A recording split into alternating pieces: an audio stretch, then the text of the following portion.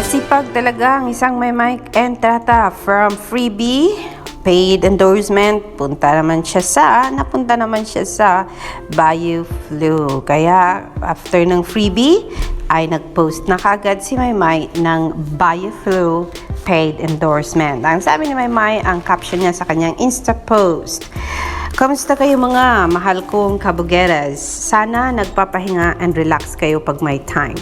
Sa dami ng ganap sa life, takot akong magkatrangkaso, kaya buti na lang nandyan ang Bayou Flu. Tanggal ang iba't ibang sintomas ng flu, kaya all kabog, di ba? Kaya laban lang day, tandaan na kayang-kaya natin bumangon sabay.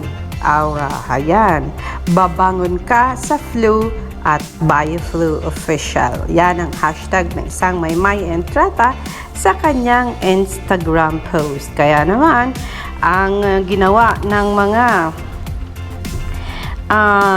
supporters ni Maymay and Trata ay ini-repost or ini-post nito sa Twitter para naman ma-share ito sa mga taong hindi pumupunta sa Instagram kundi napipirmi lang sa Twitter para mag-update sa kanilang mga sarili. Naku, pinost ni Maymay ang napaka-sexing katawan with Bayou Flu. Kaya kung kayo ay may nararamdaman at may simptomas, naku, wag nang patagalin yan, Bayou Flu na yan. Yan po ang pinaka-latest kami Maymay and Trata.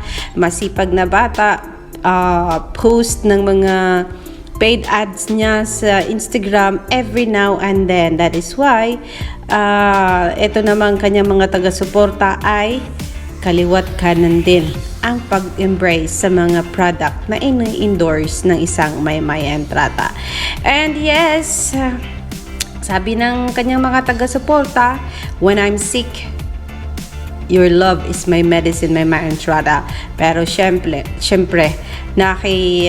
trending topic sila ng babangon ka sa Bayou Flu. Yan po ang ating pinaka-latest na balita kay Maymay and Trata sa kanyang post or paid endorsement. Samantala, may narinig tayong chismis, may mga marites na nakarating sa ating mga tenga na itong si Maymay ay idinadawit sa naging viral ngayon na usap-usapan hinggil kay Miss Catherine Bernardo. Kung ano man yan, mga ka-Mayward, mga kasolid, huwag po tayong makialam kasi ang sabi ng karamihan, the news na lumalabas ay isang fake news. Kaya huwag tayong makigulo at huwag nating idawit si Maymay sa usaping Miss Catherine Bernardo. Kasi alam natin gaano niya kamahal si Catherine at may nagsabi na may mga uwak daw na pilit ginamit ang pangalan ni Maymay para maisali si Maymay sa kaguluhan at mapag-usapan at para hanapan na naman ng issue si Maymay para sirain ang pagkakaibigang Catherine Bernardo and Maymay and Trata. Of course, hindi tayo papayag dyan. Kaya kung sino man yung nag-portray na isang Maymay and Trata, naku, kabahan ka. Sana mahanap ka kasi syempre, iniingat-ingatan namin at pinoprotektahan namin ang pangalang Maymay and Trata. At saka tiyak ko na marami ang magre-research niyan kung sino ka man. Kaya huwag mo sanang magamit-gamit ang pangalan ni Maymay and Trata para sirain ang pagkakaibigang mag-ate na tinatawag na Bal ni Maymay, ang kanyang ate Bal.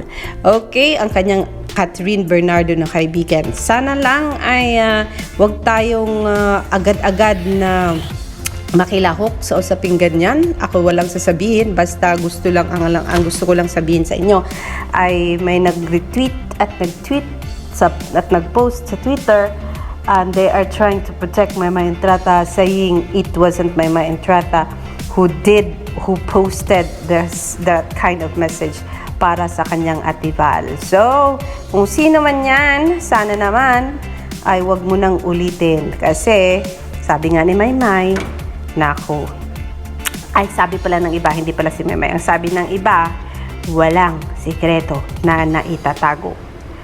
Ang bawat ginagawa mo na kamalian, may panahon din na lalabas din yan at malalaman ng karamihan. Kaya, ingat-ingat sa tawag dito, sa paggawa ng mga kung ano-anong kababalaghan at matakot ka kasi baka iyan ay babalik sa'yo ng kung sino man. Ang sabi nga nila, karma is real, karma is true. Kaya matakot ka sa karma. Kung good karma, then alright. But if it's bad karma, then you're gonna be feeling sorry about what you've done. Alexander Lexter Jules, ingat-ingat tayo mga kaibigan kasi iisa lang ang buhay natin.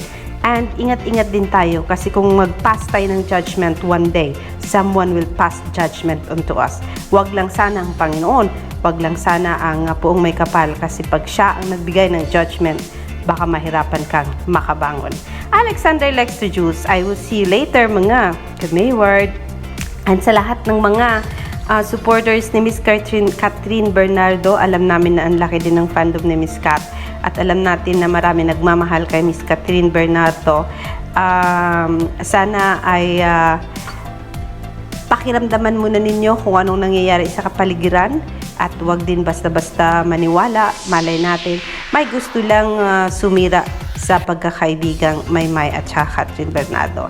Yan lang po muna. And hope Maymay and Catherine Bernardo are both healthy and safe right now. And sana they're gonna have their peace of mind and happiness in their hearts, the real happiness that everybody desires. Kagaya din ng sarili ko, I really love to think na sana one day lahat ng tao ay magkakaroon ng totoong happiness. Hindi lang yung panandalian lang, kundi yung talagang totoong happiness na long-lasting. Ayan po, Alexander Lexter Jules. Wala na po akong idadagdag sa ating update kay Maymay at kay Miss Catherine Bernardo.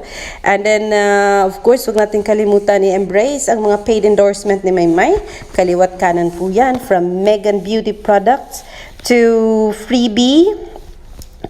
And then Bioflu, what else? At ang kanyang models. And we'll wait for, of course, kung ano pa man ang i-endorse ng isang Maymay Entrata kasi syempre, for sure, marami ang mag-e-embrace niyan. I will see you later guys for more and stay safe.